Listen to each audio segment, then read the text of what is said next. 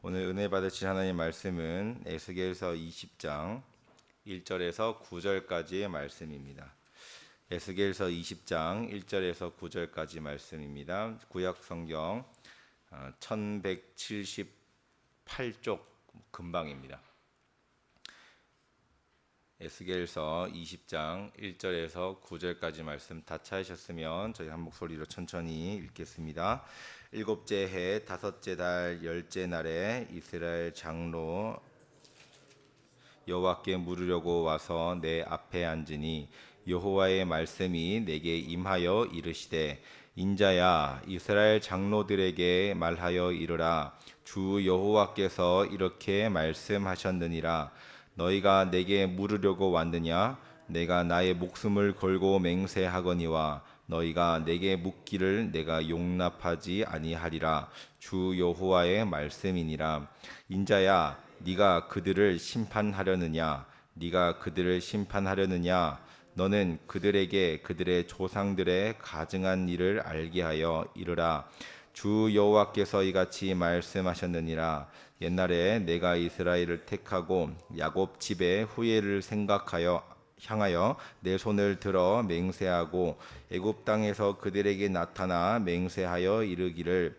나는 여호와 너희 하나님이라 하였노라 그날에 내가 내 손을 들어 그들에게 맹세하기를 애굽 땅에서 인도하여 내어 그들을 위하여 찾아 두었던 땅 곧 젖과 꿀이 흐르는 땅이요 모든 땅 중에 아름다운 곳에 이르게 하리라 하고 또 그들에게 이르기를 너희는 눈을 끄는 바 가증한 것을 각기 버리고 애굽의 우상들로 말미암아 스스로 더럽히지 말라 나는 여호와 너희 하나님이니라 하였으나 그들이 내게 반역하여 내 말을 즐겨 듣지 아니하고 그들의 눈을 끄는 바 가증한 것을 각기 버리지 아니하며 애굽의 우상들을 떠나지 아니하므로 내가 말하기를 내가 애굽 땅에서 그들에게 나의 분노를 쏟으며 그들에게 진노를 이루리라 하였노라 그러나 내가 그들이 거주하는 이방인의 눈 앞에서 그들에게 나타나 그들을 애굽 땅에서 인도하여 내었나니 이는 내 이름을 위함이라 내 이름을 그 이방인의 눈 앞에서 더럽히지 아니하려고 행하였음이라 아멘. 우리가 찬송을 새벽기도 시작하기 전이나 혹은 주일이나 혹은 예배를 드리기 전에 찬송이나 복음성가를 부릅니다. 근데 그 부르는 목적은 예배의 형식에 맞춰서도 있지만 그 찬송가 오늘 읽으려는 그 본문과 그 전하려고 하는 메시지가 오늘의 찬송가와 가사가 아주 맞닿아 있기 때문에 고르는 경우가 참 많아요. 오늘 본문은 읽어보시고 나서 오늘 아까 불렀던 527장 2절을 보시면 그 2절과 오늘 본문이 하나님의 마음이 일치된다라는 것을 아실 수 있으실 건데 끝나고 나서는 제가 복음성 하나를 추천해 드릴 거예요. 한번 들어보세요. 유튜브 들어가셔서 아주 좋은 찬양입니다. 오늘 본문의 20장 1절에 보시면 이제 일곱째 해 다섯째 달 열째 날이라고 나오는데 이게 어떠한 기준이냐면 이스라엘 남유다 왕국이 바벨론의 침략을 또 한 번 당합니다. 두 번째 침략을 당하고 나서 남유다 그 당시 왕이었던 여호야긴 왕이 이젠 그 바벨론의 포로로 잡혀가게 됩니다. 왕이 포로로 잡혀간 시대라면 얼마나 상황이 긴급하고 처량했는지 우리가 알 수가 있겠죠. 그 왕이 바벨론의 포로로 잡혀간 이후에 일곱째 날 7년이 지났다라고 말씀을 하시면서 이제 시작이 하는 거예요. 그날에 이스라엘의 여러 장로 여러 사람이 여호야긴 왕이 바벨론으로 잡혀간 그 당시에 하나님의 뜻을 알고자 하여서 여호와께 물으려고 와서 에스겔 앞에 앉는 겁니다. 이스라엘 장로들이 여호와 앞에 에스겔 앞에 나온 것은 에스겔을 통해서 하나님의 뜻을 알고자 함이었는데 그 의도가 뭐냐면 진짜 하나님의 뜻이 무엇입니까? 그래서 제가 그 하나님의 뜻대로 가겠습니다. 그러한 뉘앙스가 아니에요. 앞뒤 상황을 본다면 이스라엘 장로들의 마음속에는 19장도 그렇고 18장도 그렇고 앞에서 계속 나오듯이 그 당시 이스라엘 백성들과 이스라엘 고관들 그리고 지도자들 특히 장로들이 가지고 있었던 생각은 언제 우리가 이 포로에서 벗어나냐 이게 문제였어요. 왜 포로로 왔는지에 대한 해결을 하려고 하지 않고 언제 이 포로에서 벗어나려 하느냐, 이게 지금 그들의 마음속에 강하게 갖고 있던 생각이었습니다. 그러면 그 포로에서 벗어나게 하실 수 있는 분의 하나님이신데, 그 하나님의 마음과 그 포로의 현장에 있던 그 이스라엘의 민족들과 그리고 고관들의 마음이 하나가 된 마음이 되어야 하나님께서 그들을 바벨론에서 끄집어 내실 텐데, 그게 마음이 계속 하나가 되지 않으니까 하나님께서 그 포로 생활을 끝을 내지 못하시는 거예요. 끝이 정해진 70년이라는 끝이 정해진 시기는 맞는데, 그 시기 가운데에서도 상황이 벌어질 거잖아요. 근데 그 상황을 하나님께서 해주실 수 있는 명분이 없게 되는 거죠. 그래서 3절에 이제 이렇게 그렇게 물으니까 3절에 여호와께서 에스겔을 통하여 말씀을 하십니다. 하나님께서는 3절에 이런 식으로 말씀을 하세요. 하나님께서는 나의 목숨을 걸고 맹세한다라고 단호하게 말씀을 하시면서 그 이스라엘 장로들이 하려고 하는 그 질문을 막으십니다. 하나님께서는 이렇게 우리가 하나님께 질문을 하려고 할 때 막으시는 경우가 거의 없습니다. 지금도 우리가 하나님한테 뭐 궁금한 성경에 궁금한 거라든가, 아니면 그 사람이 도대체 왜 그렇게 행동하는지, 혹은 교회가 왜 이렇게 행동하는지, 여러 가지에 대해서 우리 스스로의 궁금증이 있을 거잖아요. 근데 그 궁금증에 대해서 하나님께 질문했을 때 하나님께서는 질문하지 마, 절대 이렇게 하지 않으세요. 그런데 단호하게 하나님께서는 그 목숨이라는 개념이 없으신 하나님이시잖아요. 그런데 인간이 알아들을 수 있는 가장 쉬운 표현으로 내가 목숨을 걸고 너한테 얘기하는데, 그 질문은 너는 받지도 말고 그들에게 하지도 말라고 해라고 말씀을 하시는 거예요. 왜 그러냐면, 아마 그 정확한 이유는 성경에 나오지 않는데 이렇게 제가 생각을 해볼 수가 있을 것 같아요. 첫 번째로는 아마 이스라엘 이 장로들이 처음에 말씀드린 것 같이 전심으로 하나님을 따르고자 에스겔에게 질문을 했던 것이 아니라 언제 포로 생활이 끝날까라는 그것만 바라보고 했기 때문에 하나님께서는, 마음을 아시는 하나님께서는 그 질문을 거절하신 거겠죠. 두 번째는 아직 뒤에 나오는 부분인데, 아직도 이스라엘 장로들과 또 그 밑에 있던 백성들에게는 마음속에는 하나님을 섬겨야 된다라는 그 마음만 있는 것이 아니라, 하나님도 섬기고 우상도 섬기는 게 더 좋은 거 아니야? 라는, 지금으로 말하면 다원주의적 혹은 다종교, 이런 식으로 해서 믿고 있었던 거예요. 그리고 그런 수많은 신들 중에 하나님이라는 신이 나에게 은혜를 내려주면 좋겠어 라는 마음으로 하나님께 질문을 하니까, 하나님께서는 그들의 마음이 참 가증스러웠던 거예요. 그래서 그렇게 질문을 하지 마라 라고 말씀을 하시면서, 사전에는 뭐라고 말씀하시냐면, 에스겔에게 야 에스겔아, 너가 그들을 심판하려느냐 이렇게 물어보시는 거예요. 의문적으로 물어보시는데 뉘앙스는 이겁니다. 에스겔, 네가 이 이스라엘 백성들과 장로들의 말하는 의도를 알고 있지 않냐? 네가 그 질문을 들으면서도 네가 이들을 심판하지 않겠어? 라고 에스겔을 통해서 간접적으로 이제 심판을 말씀하시는 거죠. 그리고 나서 에스겔에게 그들이 어떠한 죄를 지었고 또 그들의 앞서서 있었던 조상들이 어떠한 행태를 했는지에 대해서 짧게나마 설명을 합니다. 그들의 조상들의 가증한 일, 그리고 애굽에서 시작된 이스라엘 구원의 역사 속에서, 그 수많은 역사 속에서 얼마나 하나님을 배신을 하고 하나님을 모욕하고 하나님을 또다시 용서해 주시고, 이게 얼마나 반복되는지에 대해서 요약해서 뒤에 설명을 해줍니다. 5절에 보시면 5절의 내용은 또 이런 내용이에요. 하나님께서 야곱의 집 후에, 즉 이스라엘 백성들이죠, 하나님과 이스라엘 백성들 사이에서 체결하신 언약에 대해서 말씀을 하십니다. 하나님께서는 이스라엘을 400년 동안 종살이하던 그 애굽에선 구원해 내셨습니다. 지금으로 말하면 우리를, 예수님을 처음 믿고 거듭남을 의미합니다. 구원의 완성이 의미하는 것이 아니라 거듭남이에요. 이스라엘 백성들이 애굽에서 나오고 나서 신앙생활이란 것을 시작을 할 수 있었던 것과 같이, 우리도 지금 구원을 받은 완성이 아니라 거듭난 것이 된 거고, 거듭난 이후에 시작을 할 수 있는 것이 신앙생활입니다.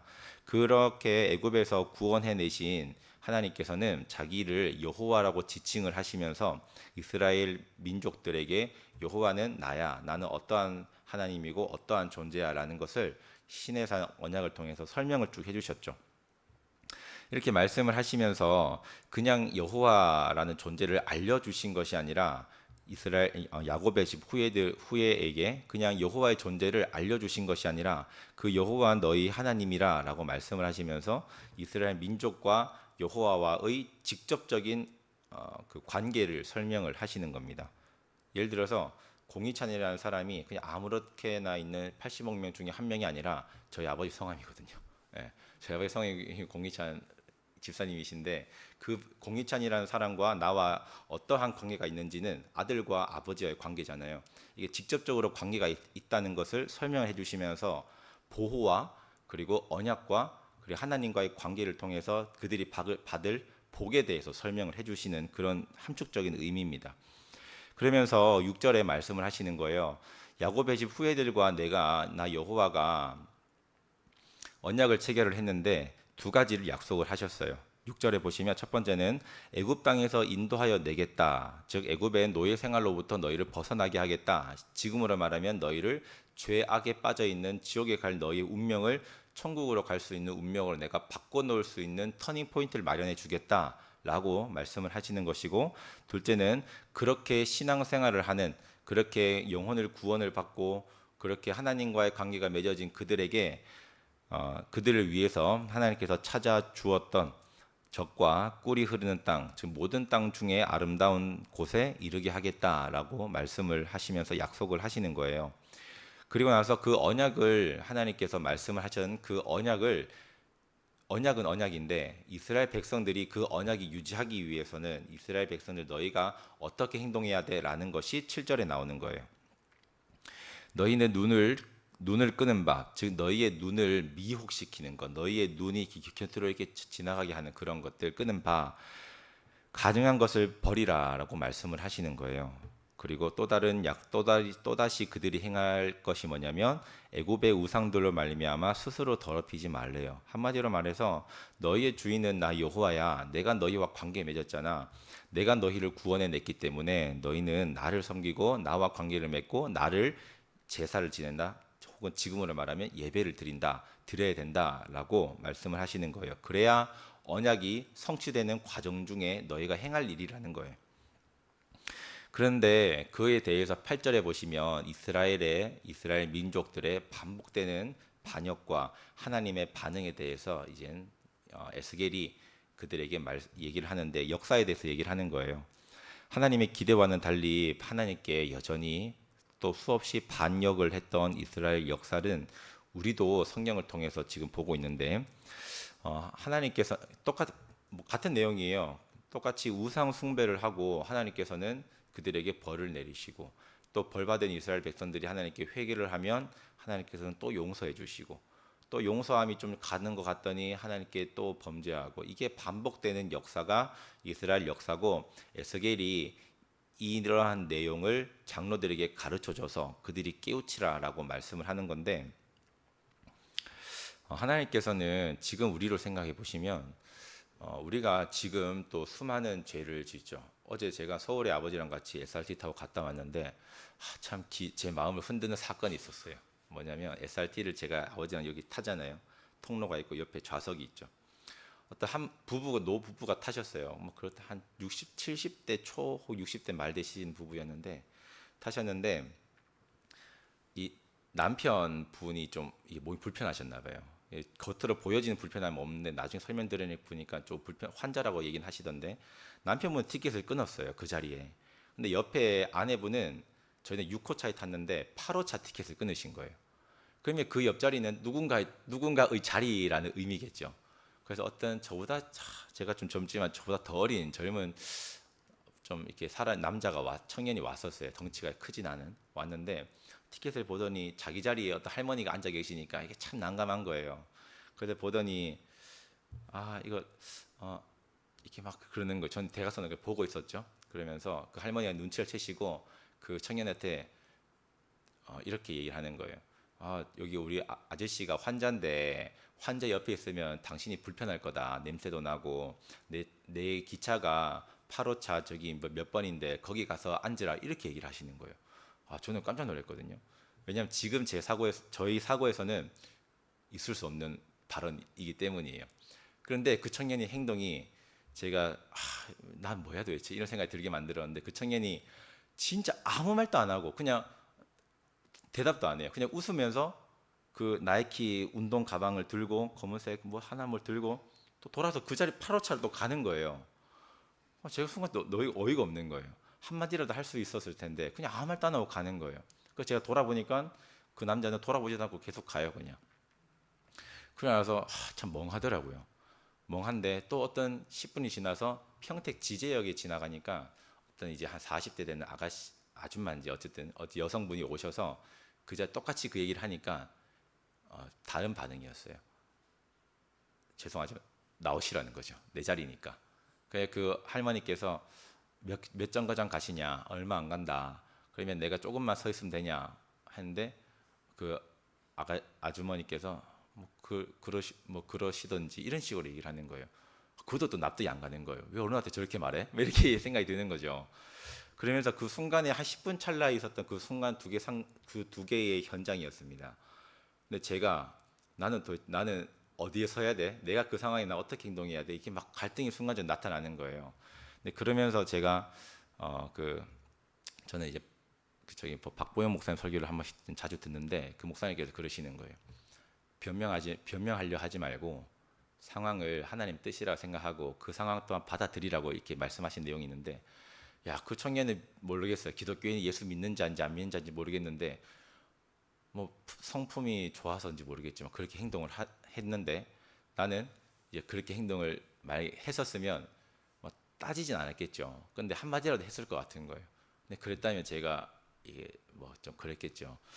그 생각이 들면서 이 마음이 좀 불편했습니다. 그리고 나서 그리고 나서 내려오면서도 설교 준비하고 어제 밤에도 어느 저 경북대학교 옆에 있는 어느 교회에 가서 이제 같이 말씀 듣고 기도하는데 이 생각이 드는 거예요. 하나님께서는 마음을 그때 성경을 같이 읽었는데 이 부분을 읽더라고요. 사무엘상 부분이었는데 다윗이 하나님 사무엘에게 다윗이 선택되는 부분이었습니다. 여러 형들이 있었지만 하나님께서는 사무엘을 통해서 말씀하셨던 것은 왜 다윗을 선택했느냐? 마음이 합한 자다라는 게 조건이었어요. 그리고 나서 사울이 자기 딸을 미가를 다윗에게 결혼시키려고 합니다. 그런데 결혼시키려는 의도가 성경에 읽다가 제가 발견한 건데 뭐라 나오냐면 그거예요. 그 올무 자기 딸을 다윗에게 보내서 이 다윗이 자기 영역 안에 자기의 힘 세력 안에 들어와서 올무가 되게끔 그 장인어른이고 사위니까 올무를 걸기 위해서 자기 딸 미가를 보냈다는 거예요. 깜짝 놀랐어요. 사울의 마음이 그렇게 악했던 거야? 이 생각이 또 들면서 그래서 미갈이 결국 저주를 받죠. 나중에 자기 행동으로 저주받지만 그걸 보면서 사람의 마음이 하나님께서는 그 마음을 중요하게 여기신다. 마음을 먼저 보신다. 우리가 비록 지금 죄를 짓지만 하나님께서 직접적으로 심판하시지 않는 이유는 아직까지 우리에게 회개할 수 있는 기회를 주신 이유는 우리 마음이 지금으로라도 빨리 돌아오라라는 그런 메시지겠죠.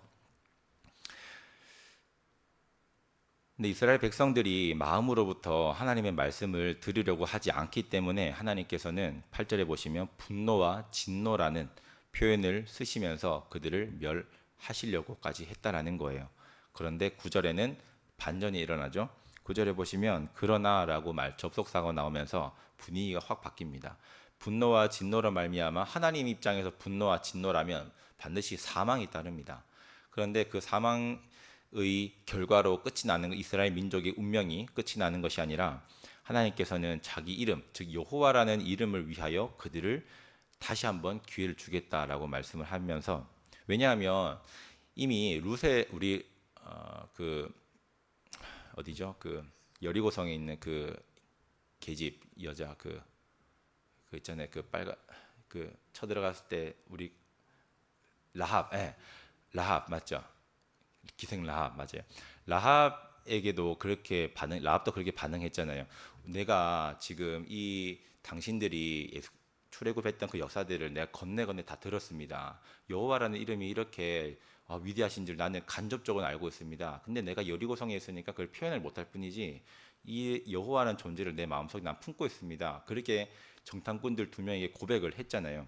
그런 것과 같이 하나님께서는 자기의 이름이 이방 나라들에게 펼쳐지는 것은 물론이고 그 과정 가운데에서 절대 멸시를 받거나 절대 무시당하는 것을 원치 않으십니다. 하나님은 창조주이십니다. 우리 인간을 지으신 존재이시고 이 세상의 모든 것 처음과 끝을 시간과 공간의 개념을 만드신 분이에요. 그런 공간과 시간 안에 있는 존재가 인간인데 그 인간의 멸시와 조롱을 받는 것은 하나님 입장에서 온전하지 않습니다. 그러한 가운데에서 하나님께서 자기 이름이 더럽혀지는 것, 이방 나라들로 하여금 더럽혀지는 것을 원치 않으셨어요. 그래서 하나님께서는 다시 그 진노를 거두시고 결국 이스라엘 백성들을 애굽에서 인도하여 가나안 땅으로 들어오게 하셨고 이제 이스라엘이라는 나라를 만들어서 지금까지 오게 했다라는 것이 에스겔이 장로들에게 이스라엘 역사를 설명을 쭉 해주는 거예요.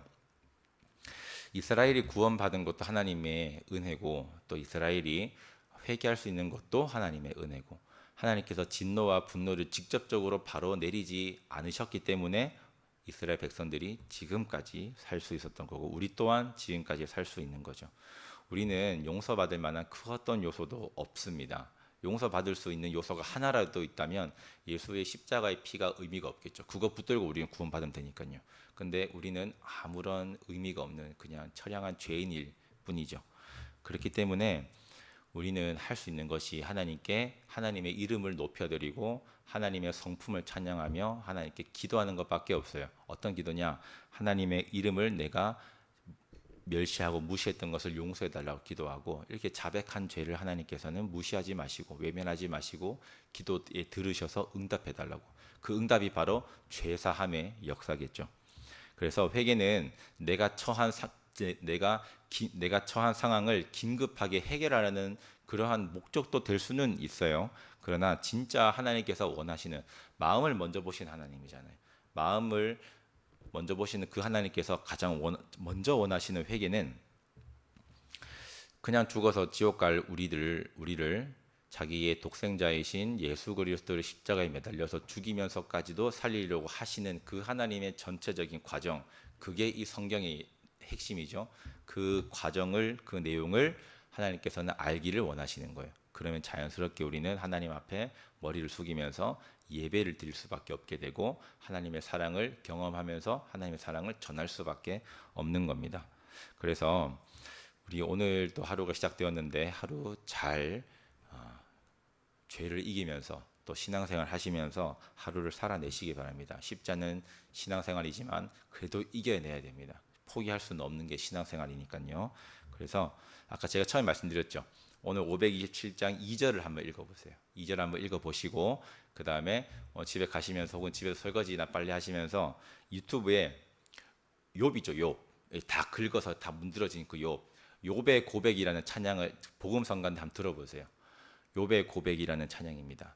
눈으로 내가 귀로만 들었던 하나님을 이제 내가 눈으로 봅니다. 라는 그러한 내용들 찬양인데 진짜 막 가사가 참 저는 좋았어요. 이번 수련회 때 저기 성빈교회 담임 목사님 서정훈 목사님께서 그 찬양으로 예배 인도하시면서 기도했는데 청년들이 다 울면서 기도했거든요. 그렇게 눈물 없는 우리 조용욱도 울었어요. 그렇게 아무 생각 없는 영욱이도 3시간 동안 안 자고 예배 듣고 기도했어요.